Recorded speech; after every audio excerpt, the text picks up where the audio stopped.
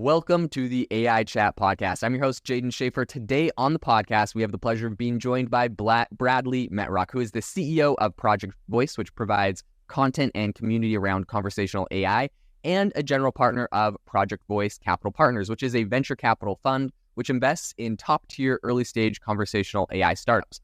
Project Voice's annual conference takes place every year in April in Chattanooga, Tennessee, and it's actually known as one of the most influential events on the calendar for conversational AI companies and investors. Super happy to have you on the show today, Bradley. Welcome to AI Chat. Jaden, you killed that. I need you to follow me around and introduce me everywhere. It's honored to be here.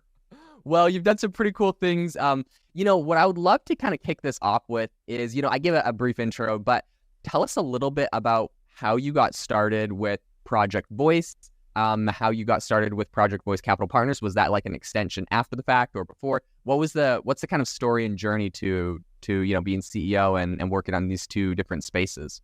Have you ever wanted to start your own podcast? I record and publish podcasts on a platform called Spotify for Podcasters, and I absolutely love it. Essentially, you can upload from your phone or computer, and it distributes to every platform that plays podcasts. They support video podcasts, and you can make money on the platform with ads or even podcast subscriptions, something that has made my life so much easier as a podcaster. So if you're interested, I highly recommend you give it a try. You can download the Spotify for Podcast app, or go to spotify.com/podcasters to get started on your podcast today. Yeah. I'm just a guy, I'm a business guy. I'm an entrepreneur. I'm not an engineer. I'm not a PhD. I'm just somebody who around circa 2015 saw Amazon Alexa come into the fore and became very intrigued. And wanted to learn as much as I could about the idea of speaking to technology. Okay. And it was at that point that I started learning as much as I could. I started meeting as many people as I could. And it started my podcast, This Week in Voice, in 2017, which is in season 9 today. Amazing. Yeah, we've had a lot of great guests. Mark Cuban's probably been our biggest, but a who's who of those working in conversational AI. Along the way, I started This Week in Voice VIP, which is a Substack newsletter that 27,000 people receive, and a few of them occasionally read. Then talking about conversational AI topics and companies. The conference, Project Voice's annual conference, has been around since 2016 and has been very influential in that time. And so all of these things have gone into accelerating the adoption of conversational AI, not just voice, but text and chat as well. This idea of using our natural language to engage and interact with the technological world around us. And a couple of years ago, as a result of the conference, I had the privilege to meet Mark Layden, who's the original venture capitalist in the conversational AI world. And he had a predecessor fund called Voice Punch, which made of investments, and he learned that I was looking at the market wanting to start a fund. He was in the process of thinking about starting a second fund, and so we decided, hey, let's team up, and that's what we did. And Project Voice Capital Partners is the result of that, which deploys capital to what we think are top-tier conversational AI companies and startups on a quarterly basis. So the answer to your question is like anything else. You put one foot in front of another, you get your work in on a daily basis, trying to improve your own understanding and network. And ultimately, you can get somewhere, and wherever we are, that's how we got there. That's fantastic. Tell me a little bit more about Project Voice, what that entails. Is that just kind of like the name of your conference and podcast like group? Is there more to it? What's kind of under that? Yeah, it encompasses the podcast, all the content, and it encompasses the conference. So prior to COVID, we had a bunch of events all over the country. Okay. We had a big healthcare event in Boston. We had a big car event in San Jose that also went to Detroit. Different events that were broken out by verticals that were in different parts of the country. We've now reduced that to just one event, our annual conference. Okay. So there used to be a lot more under the roof, but it's helpful just to think about that as podcast, newsletter, conference in terms of as well as decent amount of consulting work. And then the fund is a separate entity on its own. Okay, very cool. Well, I'd love to dive into that a little bit more, but I did have one question. You piqued my interest. You said you had Mark Cuban on your podcast. How did you score that? How did you get in contact with him? Mark, one of his very positive attributes is that he is interested in technology. He's a proud early adopter. Okay, yeah, for sure. Technology, and you can see that over the course of his career in numerous ways. And with Alexa, just like it captivated me, it captivated him. And he did some interviews with Amazon themselves. He was in other like media outlets talking about Alexa. And I thought, you know what? I need to have this guy on the show. And that resulted in not one, but two appearances. I had him back on a couple of years later. And he was part of a conference we did as well. And just cultivated a good relationship with him. Very friendly guy, very obviously super smart. Very, very cool. Okay, so something, listening to you talk about some of the things you're interested in and focused on, a question I have, and I'm sure a lot of people would have, is, how have you kind of seen this AI landscape shift since you started this back in 2015? Obviously, there's been some big advancements. I mean, Alexa alone has announced that they're almost completely scrapping what they have and they're rebuilding it with something more like ChatGPT, sort of like an AI language thing. What are some of the other shifts that you've seen since you've started? Yeah, it's a great question. So, back when Alexa came into the mainstream consciousness, 2015, 2016 in there, and then, a year or two after that, really selling all Echoes in everybody's house and Alexa, on everybody's mind. It was in that era where it was, you had business looking at that, say, what is it we're exactly supposed to do with this? First of all, it's Amazon. It's on a consumer level, a company that a lot of people place trust in on a daily basis. But from a corporate point of view, really doesn't cultivate the same sort of warm, fuzzy feeling, right? Right. So that's strike one and strike two. But a lot of what Amazon did at constructing how that ecosystem worked did not make it as easy as perhaps they could have to enable businesses, all sorts of businesses, to create the experiences that would be housed under that roof. Okay. And there was some successes that you saw, like, for example, Batman versus Superman, random example. But when that movie came out, it had a very successful, incredibly, surprisingly successful Alexa skill, which is the nomenclature for an experience in Alexa, an app for Alexa. Very successful app that was in that ecosystem. Others, some bigger brands put a lot of money into it and didn't see nearly the success. Okay. So it was hit or miss with that ecosystem. And now to see what you just described, that Amazon has gone back to the drawing board and they said, okay, we have this existing, it's not quite tearing it down to the stud, so to speak, but we've got this existing skeleton. How do we use generative AI to add more musculature to what we're trying to do and accomplish? And I think that, one of the top stories I'm watching for between now and the end of 2024 is the rise once again of the Alexa ecosystem, because I think that it's going to be profound. The other sort of so that's one major trend line. I think it's simple in sort of answering your question, in that back then it was very unclear how all of this conversational AI would lead to business outcomes. This has had a sense, hey, we need to experiment and keep one toe in the water, but it doesn't feel like the time has come. Now, there's no question that the time has come, and part of that, it's not so much ChatGPT. It's more of, at the beginning of the pandemic period, a lot of conversational AI solutions were implemented into contact centers because It's easy to forget how transformative that period was. But everybody's at home, calls flooding into businesses nonstop. How are we going to deal with this?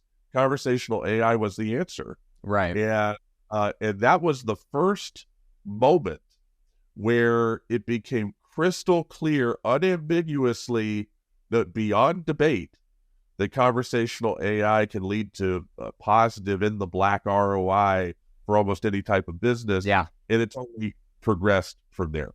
Yeah, 100%.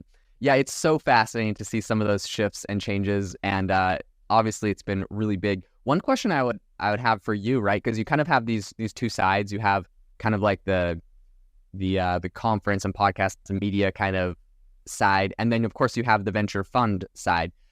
Based off of your unique position there, what are some interesting or exciting startups you've been seeing in the space lately, from the venture side that are getting you excited about AI and what's happening there? That's a great question too. So we're seeing, I think where I would start the answer to that question is we love the vertical specialization of conversational AI. Yeah. So don't sit here and tell me in a pitch that, oh, we've got this core capability and we're going to go into banking, we're going to roll into healthcare, we're going to roll into hotels, we're going to go into media and entertainment, we're going to conquer it all.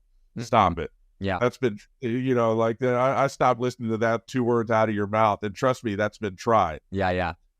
Where the money is at, it's, as I say, riches and niches. Yeah. It's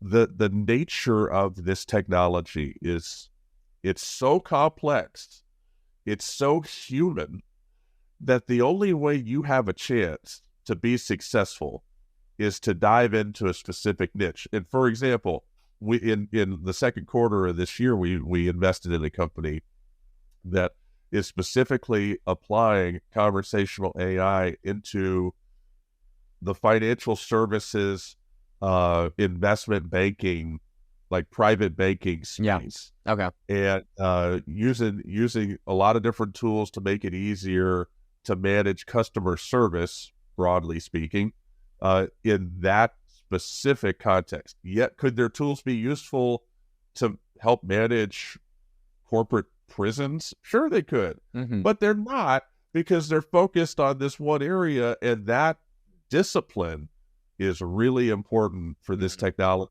in our opinion, today. Yeah, I love that. I think that's some really great advice, especially for founders listening today. And another question. So obviously, you have this.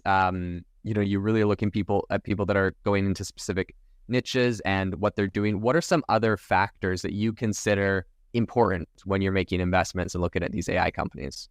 Yeah. It's key. And I tell you, a big one is, I'll phrase this as a ethical framework. Okay. For the intermediate term. So right now we're in a very strange time where the technology has moved so quickly, in many aspects relative to these startups, that regulation usually lags, right? Yeah, for sure. Government is usually playing catch up, but not like this. So the government's way behind, and the government's running at maximum speed that it feels like we've never even seen them try to run at this speed before, to get caught up on AI policy making. Yeah.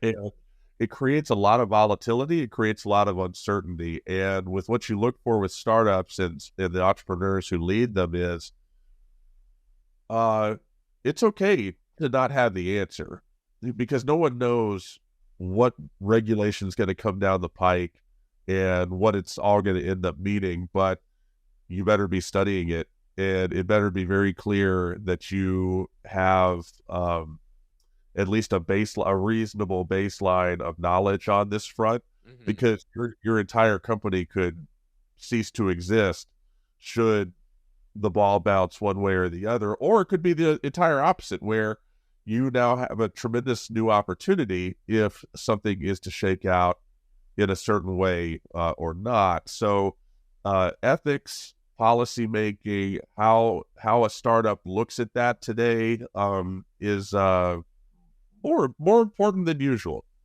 Okay. Yeah, definitely think that is an important thing to look at, as it has a really massive impact. Another question I'd be curious to hear your opinion and thoughts on, right? You're in the AI space and you're in like this kind of voice space. Obviously, the mixing of those two, a really powerful use case a lot of people talk about is, how that's going to be disruptive to customer service. I mean, there's even like sales and other areas, but we're starting to see tools out of like, 11 Labs, for example, that is live streaming the AI response in real time. So essentially you can have a conversation and it's live kind of conversing back with you. How do you like looking at these technologies coming out? How do you see this space transforming areas like sales and customer service? Like, are all customer service representatives going to lose their jobs? Like, what does this look like in 5 years, say? This episode is brought to you by Shopify. That's the sound of switching your business to Shopify, the global commerce platform that supercharges your selling. Harness the best converting checkout and same intuitive features, trusted apps, and powerful analytics used by the world's leading brands. Stop leaving sales on the table. Discover why millions trust Shopify to build, grow, and run their business. Sign up today for your $1 per month trial period at shopify.com/tech23. Yeah. A lot of people are going to lose their job. Yeah, Yeah. for sure. And they already have. Like that's kind of underreported, and it speaks to what I was saying earlier. Really, the bloodletting of jobs started at the beginning of the pandemic, Mm-hmm. and in terms of customer service, and Yeah. a lot of that's not coming back. And I think that the framework I try to bring to your question is, and it just informs everything I do, is what you're doing based in utility, like long-term utility to a person or a business, or is what you're doing a gimmick that is not the best way over any sustained amount of time to solve this problem. So, there's a lot that can be debated around that. I mean, you've got AI systems in contact centers now that have so-called human in the loop, Mm-hmm. where, it's all AI front end, but then a human can intervene at any point. Mm-hmm. Is that the ultimate destination? I don't know. Doesn't really feel like it. Mm-hmm. But for now, it's a profitable business. And again, this comes back to each industry. So there's different things that go on with each industry that speak to, like, each industry's got long-standing pain points that need to be addressed. Healthcare definitely has them. Hospitality definitely has them. And when you see conversational AI rise up to address these pain points, then the next thing you look at is, okay, what's the cost structure of that, and the economics make sense. And if these boxes start to get checked, it's not just that those are good businesses, but that's a new sort of galaxy of good businesses. And figuring out, okay, now if we're solving this problem, then the next domino to drop is here, here, here, here, here. Where can we play? So that's a long way around answering your question, but I think the biggest thing with any technological shift is all of this stuff a gimmick, and or does it have staying power? And that's something that we feel like we're halfway decent at thinking about. Okay. Yeah, I appreciate that. And I mean, I appreciate your straightforwardness with that, because I do, something I hear a lot from people in different industries. I was recently at a big AI conference, and I swear, like, everyone had this phrase they would say, which is like this religious phrase, which was like, you won't be replaced by AI, you'll be replaced by someone who has AI. And it was like, I felt like it was this thing people were like clinging on to, like, don't worry, AI is not going to replace me.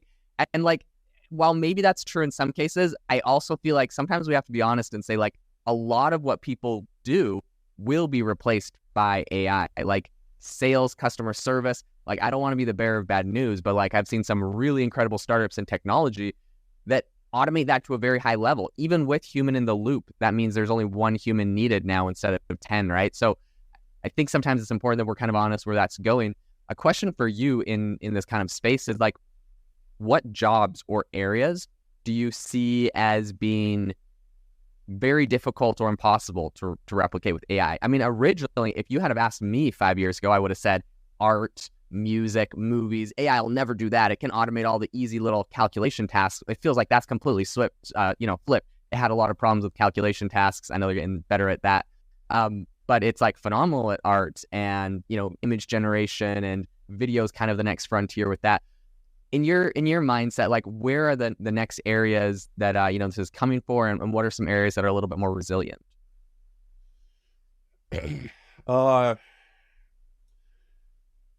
I think that each industry is going to have positions that are hard to touch. Like, for example, in law, you think about like the legal realm. There is no need. Well, I should be careful. There's way less need to have a human being draw up a business, like, a basic business, the articles of incorporation, right, or wills and trusts, or the zones where there's documents that have been around for 100 years that have like minuscule deviation from how it, amongst any of them. That's a real danger zone, because if there's not much even on the edges to how often these things change, well, yeah, then let AI do that. But what's interesting about law is, like with publicly traded companies or other sorts of scenarios, you need a human there for liability purposes. So it's not that the human's going to like necessarily add a bunch, although in many cases they do. They're needed for a different reason. It's a regulatory concept where there's no shareholders of the company, there's no lawyers, there's no nobody who's going to be comfortable without a human being the final sign-off on key actions. Yeah. So it's a liability thing that's keeping somebody in place, and the fact that AI can't accept that liability, only a human can. Same thing in art, where we saw, one of these early court cases come back and say AI created works cannot be intellectually, cannot have protection from IP rights. So now, even if an AI creates it, it has to have a human name attached to it to be protected under United States law. There's another one where humans are going to be sticking around. So part of the answer to that question is regulation and policy making is going to have a big, big, big, big, big impact on humans and jobs that are shielded. From a utility point of view, there's obviously going to be jobs where humans are better at doing things than AI is at doing them. But I would say, for where I sit, it's very unclear what those are going to be. All just simply moving too fast. And I would never feel comfortable advising. Like if I'm talking to a group of soon-to-be college graduates, I'd say, or better yet, incoming college freshmen, what should we study? I don't know what you're asking me for. I would simply just stay on top of this AI thing as best you can. Yeah, it's so funny because, like, obviously I sit here, I make podcasts every single day. I see every single AI like project and startup that's coming out on a daily basis. And like when people ask, that's why I ask people, because like I actually genuinely have a hard time telling you like this or that is not going to be touched by AI. It's interesting. For a long time, people were saying, well, it's the blue collar jobs. Like I had some friends that we're all kind of in tech and startups together, and they're like, oh man, forget this. All this AI is going to automate all my businesses. I'm just going to go become like an electrician or a plumber. And it's interesting because on the one hand, that's like a concept that rings true. But at the same time, when you look at companies like, Tesla creating humanoid robots, in my mind, an electrician and a plumber isn't even guaranteed, because with a humanoid robot with an AI brain in it, maybe that's further down the line, 5 years, 10 years, I don't know. But like, it's very hard for me to think like anything is truly, I don't know, protected. Oh, And I think maybe the reason why it's so hard for us to envision this and where it goes is because so many new industries and new things will be created that the entire human workforce may be shifted to a very large degree. Doesn't mean it's going to dissolve. I don't believe in that. I believe like humans are industrious and innovative and will find things to do. But I just feel like the whole thing is shifting so fast and in such a big way that there's a lot of jobs we don't even think about now that will exist. And that's going to be a big part of kind of where this all goes. I think the trades are a big target for AI. If you look at the economics of those industries, you got electricians, you got plumbers, those sorts of folks, making a killing.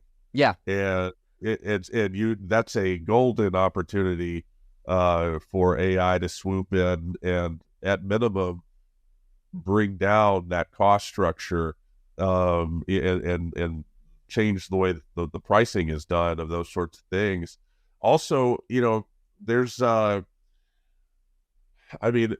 like that. Like I think about construction where there's injuries to human beings and like there's insurance like that. It's I think we're going to have robots capable of building houses. I mean, I think they probably already exist now. Mm-hmm. I think they'll be like mainstream in the next 2 to 3 years. And what does that, as you said, what does that mean? Like I said, if I had the answers, I'd be sitting on a beach somewhere.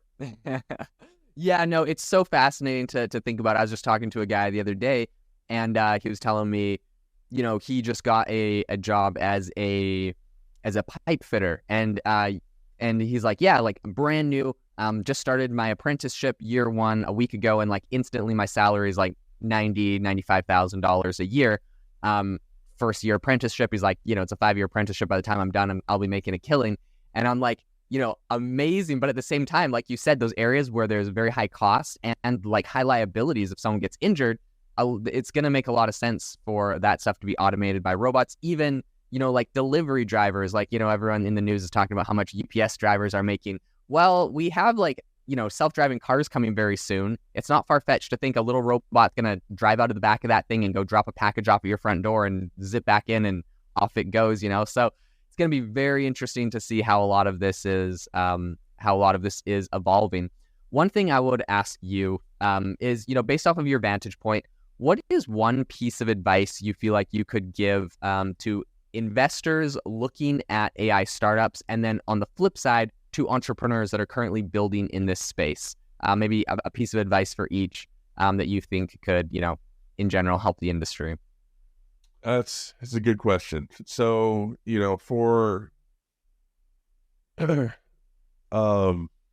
entrepreneurs, there's a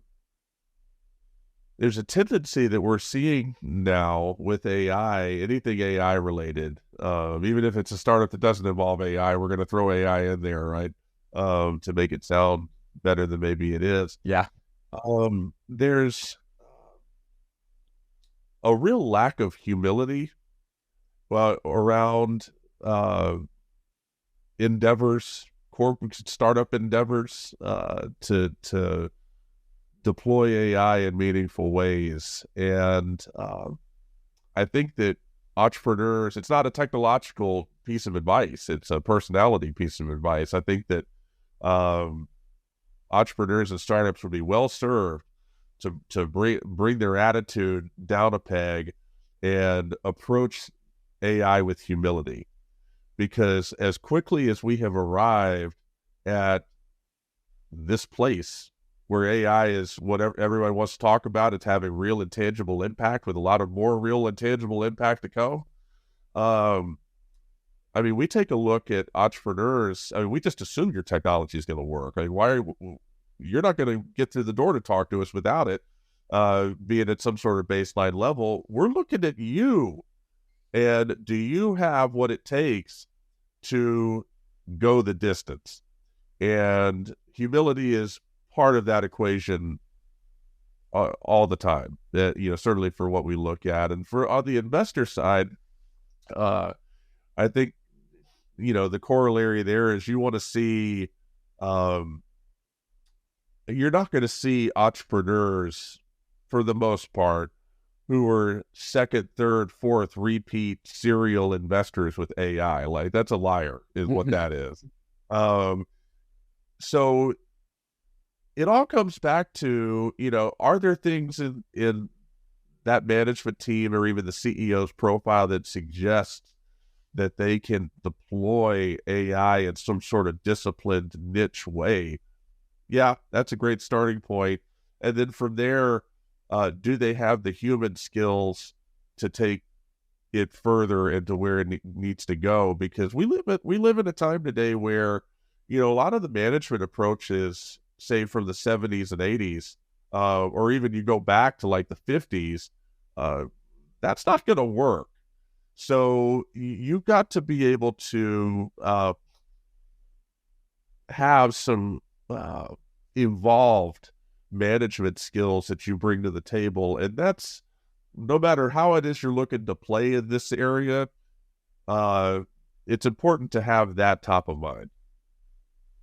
Yeah, I think that's super, super key and super important. Bradley, thank you so much for coming on to the AI Chat podcast today and sharing some of your perspectives and insights. You're working on some fascinating stuff. If people want to get in contact with you, what's the best way to do that? What's the best way for, startups to maybe contact your fund, people to learn more about what you're doing with the podcast and event space? How can people find that? Yeah, so Bradley, Bradley at pvcp.vc. So that's a lot of letters, but Project Voice Capital Partners, pvcp.vc. You can email me there. I welcome that. And then connecting with me on LinkedIn, I welcome that as well. Amazing. And I'll leave a link in the description for people to find your website and whatnot. Thank you so much for coming on the show today. To the listeners, thank you so much for tuning in to the AI Chat podcast. Make sure to rate us wherever you get your podcasts and have an amazing rest of your day.